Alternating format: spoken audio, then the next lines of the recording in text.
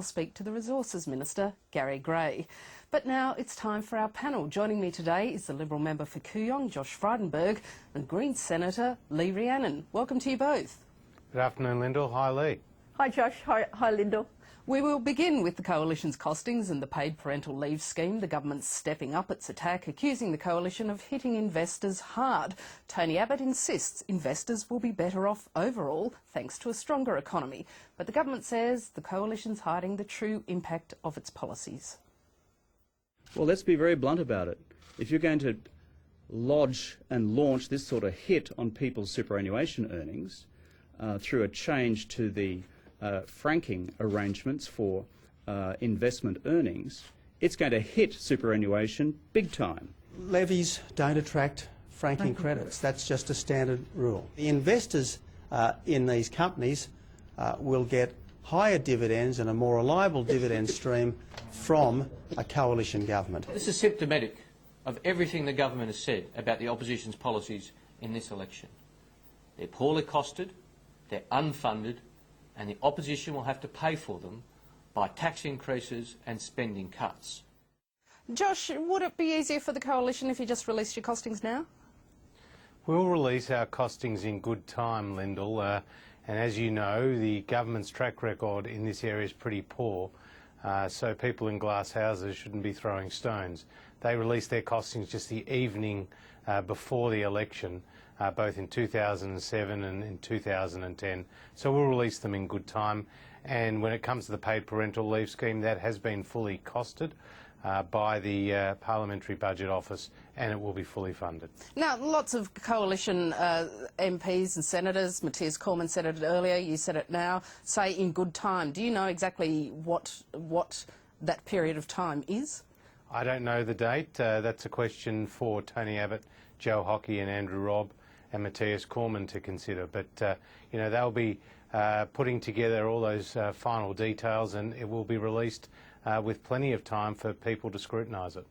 Lee, the Greens had your paid parental leave scheme costed twice by the Parliamentary Budget Office, once before the election started and once during the election period. Was that second costing intended to stimulate a debate over the details of the Coalition's scheme? Oh, well, there was things that we needed to check, but just going back to the possibility of a coalition paid parental leave, there's certainly a question mark over it, considering they won't release the costings, we don't have a start-up date, and there is real form here. When a Conservative government comes in, they suddenly discover that convenient black hole, and all of a sudden promises that they said were locked in, then they say, well, we can't commit to and we can't afford any more. So I think there is a real worry here. But the Greens will continue to advocate for a paid parental leave scheme, and whatever party comes in, we're certainly ready to work with them because Australian women and their partners deserve it. In fact, Nick Xenophon has said if the Coalition comes in, he wouldn't be voting for the paid parental leave scheme. In fact, the Greens scheme is pretty close to the Coalition scheme, isn't there? There would be room for negotiation to get it past the Senate. Oh, there's room for negotiations, but ours is costed and it is achievable. Remember, ours only goes up to $100,000 in terms of the income that's available. It's across 6 months. It includes superannuation, the 2 weeks for the other parent, which is obviously often the dad. And so it's a real achievable package. We've had it costed at $2.1 billion, plus that 1.5% levy on businesses for their taxable income over $5 million. So it's ready to go, and that's what we would be negotiating around. Josh, are you confident that if the Coalition wins government with the Greens scheme pretty close to yours, that you would be able to get it through the Parliament? Oh, we're very confident that if we win government, we'll be able to implement all our policies, not just the paid parental leave scheme. I just want to say, Lyndall, that it is an important policy that Tony Abbott's put forth in this regard. I mean, it's a productivity measure, it's about building female workforce participation, and there will be a big dividend for the Australian economy when that comes about. And for an Australian woman who's on full-time average earnings of about $65,000, they'll be $21,300 better off under our scheme. What is more, it will be for 26 weeks, not 18 weeks as the government scheme, and the World Health Organisation said a mother needs about half a year to bond with their child, and it will be at replacement wage, not at minimum wage, which is the government's program. And we know that only 2 out of the more than 30 OECD countries have a paid parental leave scheme, which is not a replacement wage. So this will put us on par with the rest of the world. Plus will include superannuation, and plus will remove the burden from small business by administering it through the Family Assistance Office. So it's a very good proposal. It will make a real difference to the broader economy, and we hope to implement it when we get to government. We might move on now to asylum policy, and today family groups have been sent to Nauru for the first time since the government's asylum seeker settlement deal with the island nation. 14 adults and 12 children arrived on Nauru this morning. So is the government's policy working? The Immigration Minister concedes there have been a spike in boat arrivals in recent days, but he says before that the numbers were falling and there's evidence many are reconsidering their options. We have people who are now registering with the United Nations, with the UNHCR, who weren't planning to. We have people returning directly home who weren't planning to. We have people demanding their money back from people smugglers who certainly weren't planning to.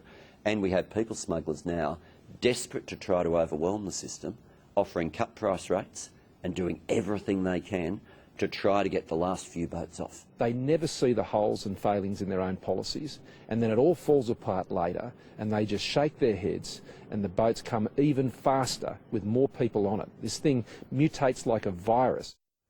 Lee, while you don't like the government's policy, do you accept Tony Burke's word that it is working to deter some people from making the journey to Australia?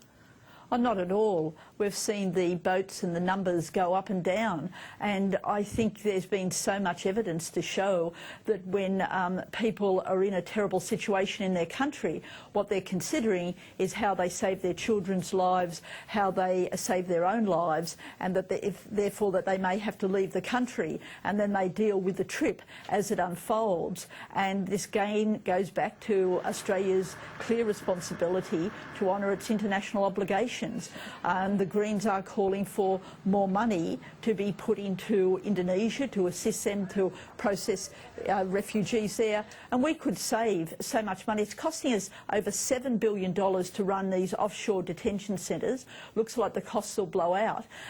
For a fraction of that, we could be managing refugees, having the safe pathways, saving lives, and ensuring that people are assessed properly and settled in Australia if that's what the decision is. Josh, does the fact that there has still been some boats arriving show that however harsh you might intend your policies to be, it's going to take a lot of effort, isn't it, to stop people making that journey?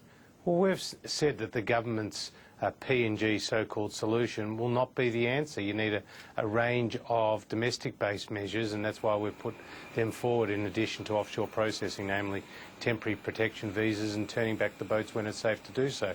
But let's put some facts on the table, Lyndall. First, there has been nearly 3,000 unauthorised boat arrivals since Kevin Rudd announced the so-called PNG solution, and Manus only has a capacity for a few hundred, so that's clearly not working. Second, Peter O'Neill, the Prime Minister of Papua New Guinea, has directly contradicted Kevin Rudd by saying that people, even if they're deemed to be refugees, will not necessarily be settled in Papua New Guinea. They could indeed be settled back in Australia. And three, there is this international forum taking place at the moment where Australia is represented and Indonesia, but no representation from Iran. Now, the greatest number of people coming to Australia by boat in recent times are coming from Iran, and Iran's not even participating in this international forum. So the government's proposal is really unravelling before the Australian people's eyes. The government has no idea how to solve this problem. The Greens have no idea how to solve this problem. We did it when we were in government, and we'll have to do it again if we get another chance after September the 7th. Josh has been misleading there. When you go back to what Mr Howard did with Nauru, it's actually very similar to what we're now hearing from the Labor government about PNG, where they're saying that none of these people will ever come to Australia. Well, and as Lee, Josh knows, the majority of those people who were taken to Nauru ended up in Australia. Lee, And this is about politics. Lee, it's not about people. Lee, Josh, I know you might not know like the facts, but 1 decade ago, in 2003, there was only one boat with 53 people. We're just 8 months into this year. There have been more than 19,000 people on more than 260 boats. That's the reality. That's the comparison between John Howard's record, and that's the comparison with Kevin Rudd and Julia Gillard's If I could ask you both this final question, first to you, Lee, and then Josh, would the does the Indonesian government's decision on visas, not accepting visas from people who come from Iran, has that got the potential to make the biggest difference? Well, certainly that needs to be dealt with, but we do need to go back to Josh's point. Yes, there was a difference in the number of boats, but you're not taking into account there what was happening in those countries, Afghanistan, Sri Lanka, Iran, and that's all very relevant to that statement you continue to give that is highly misleading. And Josh, the question to you on Indonesia's decision on Iranians? Well, that's a positive decision and we welcome it, but again, it's not alone enough to stop the tide of unauthorised boat arrivals. There's been a civil war in Sri Lanka for many years. You've had the situation in Iraq, you've had the situation in Afghanistan for many years. There were those same push factors during the Howard years, but there just weren't the pull factors that now exist under the Labor government. And that's why we'll have to leave it. Josh Frydenberg and Lee Rhiannon, thank you very much for your time. Thanks very much, Thank you. Lyndall. Thanks, Josh. Thanks, Lee. Thanks, Lyndall. And that's Capital